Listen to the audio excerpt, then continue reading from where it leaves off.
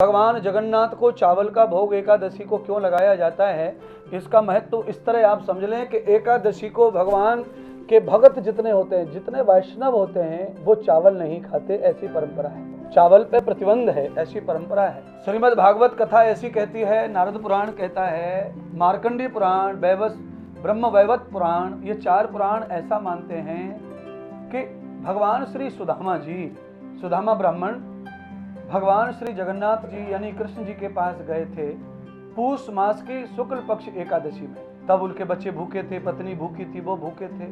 उन्होंने थोड़ा सा चावल पड़ोसी के यहाँ से भिक्षा में लिया था, भगवान के यहाँ अर्पण करने के लिए भोग। आप जितने भी दर्शक हैं ये जानते होंगे, हमारे यहाँ प्राचीन काल में मंदिरों में, संतों में, कथाओं में अन्न ही चढ़ाया जाता था। तब रुपया नहीं थे, कागज के। जब सिक्के चलते थे सोने के, तांबे के, चांदी के, तब हमारे यहाँ अन्न चढ़ाने की प्रथा थी। और आपको पता चलना चाहिए, आज से 40 साल पहले मैं जब छोटा था तो हमारे ताऊ जी जो थे वो अन्न से सब्जियां खरीदते थे साइकिल वालों से।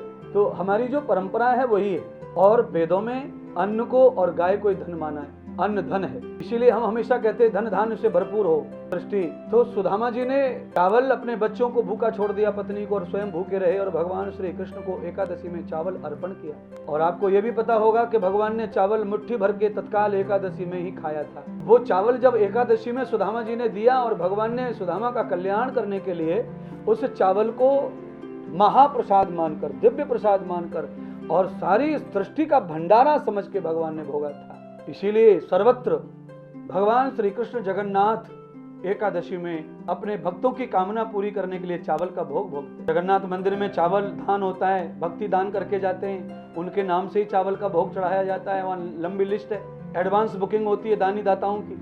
जगन्नाथ भगवान को चावल एकादशी में खिलाने के पीछे ये कहानी भी है, ये भी इतिहास है। और ये पुराणों के प्रमाण के अनुसार आपको ये चीज बताई जा रही है। पूष के महीने में गुड़ती ठंड में भगवान के यहाँ गए थे सुदामा।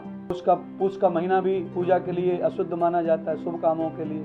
क्यों? क्योंकि सुदामा दरिद्र थे, और सुदामा दरिद्र थे, सुदामा ने वो पूजा की, वो भक्ति की। इसीलिए बाकी जो लोग हैं उसमें ये प्रचार है, भ्रांति है। पूष का महीना शुद्ध होता है पूजा पाठ के लिए, वैष्णवों के लिए।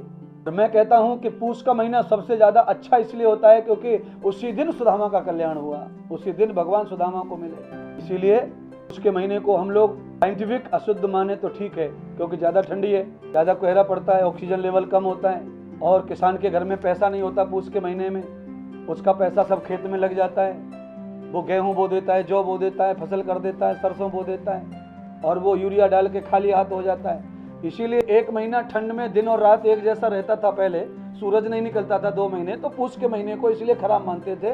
उसमें शादी ब्याह करने में, आनंद लेने में आनंद मिलता नहीं था ठंड के कारण, इसीलिए उसे अशुभ मानते हैं। पर वो अशुभ नहीं है, सुदामा ने उसे शुभ किया। और भगवान के यहाँ जब कोई नहीं था, इसीलिए सुदामा को अच्छी तरह से उनका दर्शन हुआ, वार्तालाप हुआ। जो विशेष लोग होते हैं वो हमेशा पब्लिक में घिरे रहते हैं, तो उनसे कैसे मिलेगा कोई गरीब?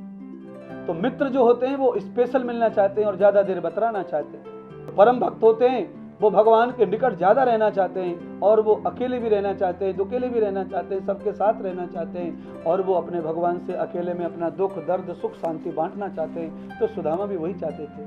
आज भगवान ने सुदामा को वो टाइम दिया, समय दिया, और सुदामा ने जब मुट्ठी भर चावल दिए तो भगवान ने उसे महामंत्र मान करके, महाप्रसाद मानकर सारी सृष्टि को खिलाया था। इसलिए जगन्नाथ भगवान को जो चावल एकादशी में खिलाया जाता है वो प्रसाद ही सर्वत्र भक्तों को बांटा जाता है, क्योंकि भगवान विष्णु ने, भगवान जगन्नाथ कृष्ण ने सारे जीवों को अपने ब्रह्मांड मुख में खिलाया था उसको, तो सारा फल दिया था सुदामा को। ऐसे ही जगन्नाथ भगवान के मंदिर में एकादशी का प्रसाद सर्वत्र सबको खिलाया जाता है, और सबको खिलाने का फल उसे मिलता है जिसकी तरफ से चावल आज जगन्नाथ धाम में दान किया गया था, जिनके नाम से वो प्रसाद चढ़ाया गया था। ये कथा आप जगन्नाथ के बारे में मैंने पढ़ी है, और ये पढ़ी लिखी बातें पुराणों की हैं, वही बता सकते हैं। इसमें और लॉजिक और साइंस नहीं ढूंढ सकते हैं। पर हाँ, इतना है कि एकादशी का जो दिन होता है उसमें विशेष नक्षत्र होता है। सूर्य के सामने, चंद्रमा के सामने, धरती के पास, सूर्य, चंद्रमा आदि जो है ये धरती से दूर चले जाते हैं एकादशी में। आप कभी भी रिकॉर्डिंग करना अपने जीवन में, कभी निरीक्षण करना एकादशी जब भी आती है तब सूरज और चंद्रमा थोड़े दूर होते हैं धरती से। उस दिन मौसम थोड़ा सा मौसम होता है, यानी कि मॉक्सर होता है मौसम में। और जब मौसम मॉक्सर होता है तो हमारी पाचन क्रिया जो है ना वो कमजोर पड़ जाती है। तो चावल जो होता है वो जल्दी पक जाता है, जल्दी पच जाता है, क्योंकि वो पानी में गर्म में डाल दो, निकाल लो, पच गया। ऐसे पेट में डाल लो, खा लो, पच गया। चावल खा के भूख जल्दी लगती है, पच जाता है। इसीलिए एकादशी में चावल नहीं खाने का विधान है, क्योंकि सूरज चंद्रमा दूर है और चावल भी जल्दी से पक जाएगा, पच जाएगा, तो भूख भूख भूख लगेगी। और उस दिन सुदामा ने व्रत किया था, इसीलिए सुदामा की आदर्श को पालने के लिए, भगवान की कृपा को पालने के लिए हम एकादशी का व्रत करते हैं और भगवान को चावल का, जगन्नाथ को चावल का भोग चढ़ाते हैं। और वो भोग जनता में बंटता है, भक्तों में बंटता है। इसीलिए वही क्रिया चली आ रही है